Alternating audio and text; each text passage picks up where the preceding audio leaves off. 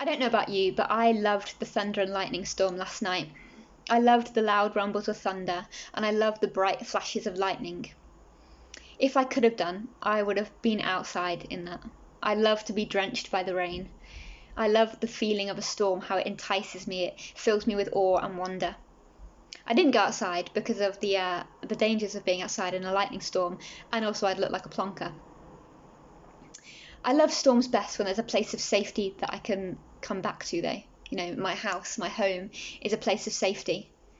If I could have done last night, if there wasn't lightning, I would have opened my balcony door, which is just onto some bars so you don't fall out, and I would have been drenched by the rain, and I would have come back into this place of safety, my home.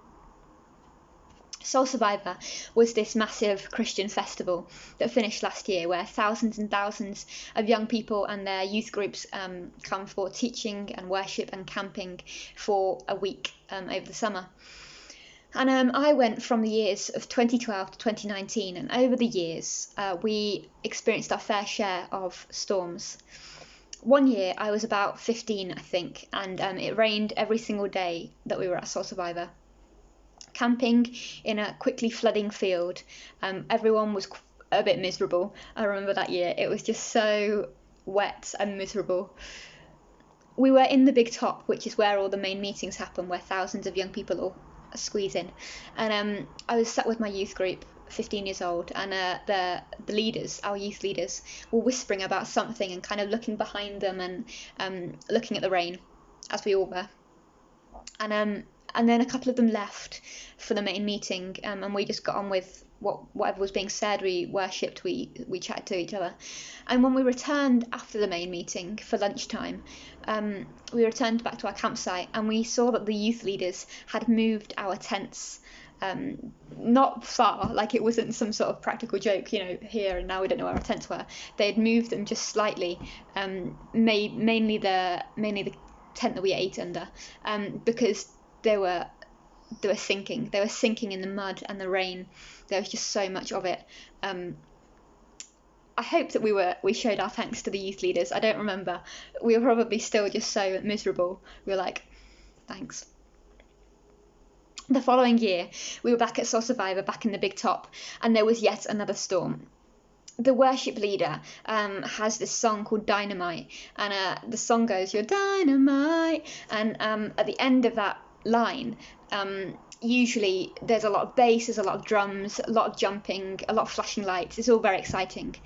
But this time, Tom Smith, the worship leader, goes, "You're dynamite," and this massive pool of water starts coming down from the ceiling. There's just this rip, and it looks as though a tap has been left on, and it's just pouring through the ceiling, slightly missing the stage. We found it quite funny. Sorry, Soul Survivor. In these circumstances, whilst camping, I'm not such a fan of storms. In Mark 4:35-41, we read this. That day, when the evening came, Jesus said to his disciples, "Let's go over the other side." Leaving the crowd behind them, they took him along just as he was in the boat. There were also other boats with him. A furious storm came up and the waves just broke over the boat, so that it was nearly swamped. Jesus was in the stern, sleeping on a cushion. The disciples woke him and said to him, "Teacher, don't you care if we drown?" He got up, rebuked the wind, and said to the waves, "Quiet, be still." Then the wind died down and it was completely calm. He said to his disciples, "Why are you so afraid? Do you still have no faith?" They were terrified and asked each other, "Who is this? Even the wind and the waves obey him." Now this passage makes me question a few things, makes me wonder a few things. Now the Bible isn't written like a novel, so you don't know the way and the tone that the disciples are speaking in. I wonder whether the disciples were shouting above the waves to wake Jesus, or did they shake him in desperation, or were they gentle with their friend? Did they anxiously or ferociously ask Jesus, "Don't you care if we drown?" Is it a genuine question, or was it asked in the heat of the moment? And when Jesus rebukes the wind and the waves, is his voice strong and loud when he says, "Quiet, be still"? Or does he say it in a really quiet tone, like whispering to the wind and the waves? Does he say it in a calming way, like, quiet, be still?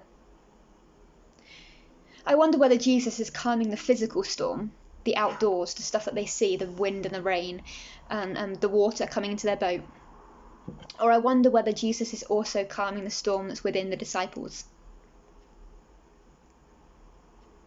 There's this mental storm that's going on inside the disciples, thinking that they're going to die. They're in panic. I wonder if you could measure faith, how much faith the disciples had before and after the storm. Sometimes I think we have hypothetical faith. There's a difference between what we know in our head and what we know in our heart. In this situation, maybe hypothetically, the disciples knew that Jesus was laudable, totally powerful, and hypothetically, he could calm the storm. But when the storm actually happens, and when Jesus is asleep, and when water is flooding into their boat, suddenly their faith lessens, suddenly their faith loses itself a bit. I wonder what the disciples expected Jesus to do when they woke him. Because in verse 40 it says, Jesus asks, "Why are you so afraid? Do you still have no faith?" And in verse 41 it says, the disciples were terrified and asked each other, "Who is this? Even the wind and the waves obey him." Maybe when they woke Jesus, they expected him to do fisherman stuff. Now you'll be surprised to know that I'm not a fisherman or a fisherwoman. I don't know what they do when water is coming into the boat and there's a storm, but maybe they expected Jesus to be practical, hands-on. Maybe they expected Jesus to steer the boat, get the water out of the boat. I don't know. But maybe what they didn't expect was for him to shout at the waves, shout at the wind, and calm it. Maybe their faith in the supernatural, the humanly impossible, the miracle worker was at zero. And that's why they were terrified, because they've just seen a guy, their friend, calm the storm. It makes me wonder where you are in this story. Maybe you're the disciples before any of this has even happened. Right at the beginning, they're getting into the boat. They've had a great day of teaching. They're getting into the boat and there is no storm yet. And that's okay. They're chill with that. Everything's fine. Or maybe you're a frantic disciple trying to wake up Jesus and he's sleeping and you're in a storm. Maybe you are the storm that needs calming. Maybe you're the disciple after the storm and it's been calmed. You're calm. Your situation, your circumstances have been calmed. And now you've learnt something new about Jesus. Today, I invite you to read that passage over. What does it make you wonder? How do you picture it in your mind? Depending on where you see yourself in that storm, pray over it. If you need Jesus to come and calm you, I pray that he would. If you need Jesus to calm the situation around you, I pray that he would. If you need Jesus to wake up, I have a spoiler. He's already awake and he's already living with you.